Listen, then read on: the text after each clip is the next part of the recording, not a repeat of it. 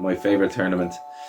I would say my favourite tournament overall would have to be the USHA Collegiates. I could say the World Championships, which I do love. You get people from all over the world coming together in one place, which is great. But I think the USHA Collegiates, from a social aspect and the competition itself, is just so well run. And I managed to go for 4 years. I managed to see a new city every year and made a load of friends, American, Canadian, Irish, and still friends with all of them today.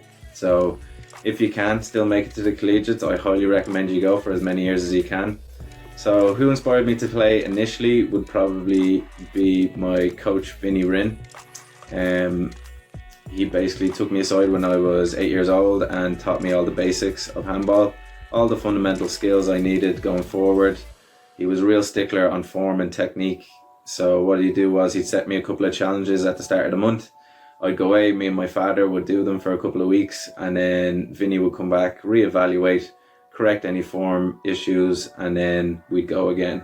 So Vinny is definitely the man I have to thank for my skill and my fundamental skills, for sure, no doubt.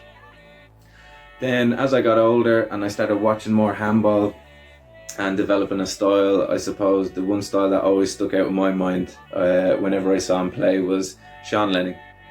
And everyone knows Sean Lenning. Like, on his day, in my opinion, he's the best handballer we've ever seen.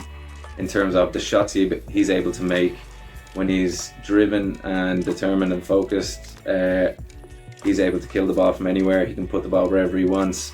Very strong naturally, with a very nonchalant, relaxed stance and style. So I suppose that, mixed with players like Paul Brady, even Tony Healy, Luis Moreno, these are all the people that I watched basically as much footage as possible, and I suppose inspired my style of play in some way, shape or form. But overall I would definitely say Sean had the most lasting effect on my style of play.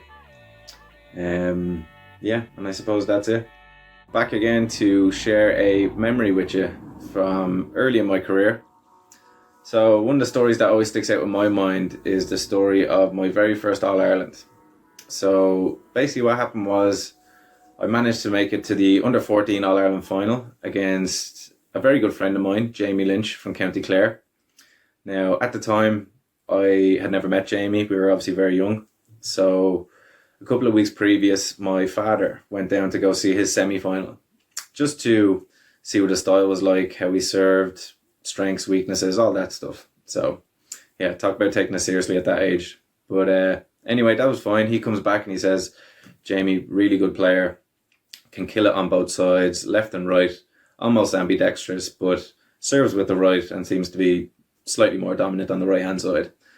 So that was grand. We go off, we put a little game plan together, we train, and then match day comes around. So a couple of minutes before I go into warm up, I meet another good friend of mine, Ty Carroll, who comes over and he says, oh, you're playing Jamie now. And I said, yeah, I heard he's a very good player. Should be a tough one. And Ty says, yeah, really good player. Very good on both sides, actually, like can hit the ball on both sides, left and right. And I was like, yeah, I heard that as well, but I heard he's slightly more dominant on the right. He's like, I heard he's left-handed. And I was like, are you sure about that? Because I heard elsewhere that he's definitely right-handed, just slightly. And Ty was like, no, I saw him play recently, he's definitely left-handed.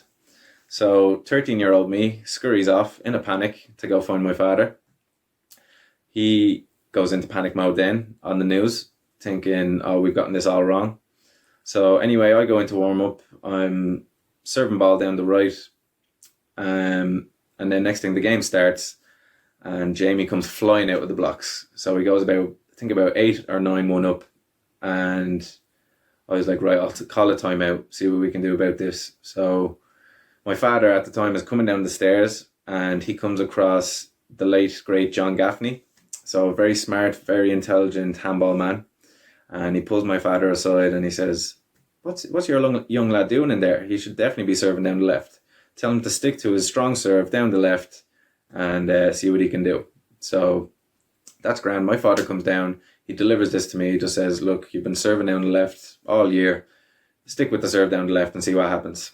So, grand, I go back in and it turns into a bit of a slogfest, but definitely getting a little bit more success down the left, just playing my own game. And I end up taking the first game, maybe 15-12, something like that.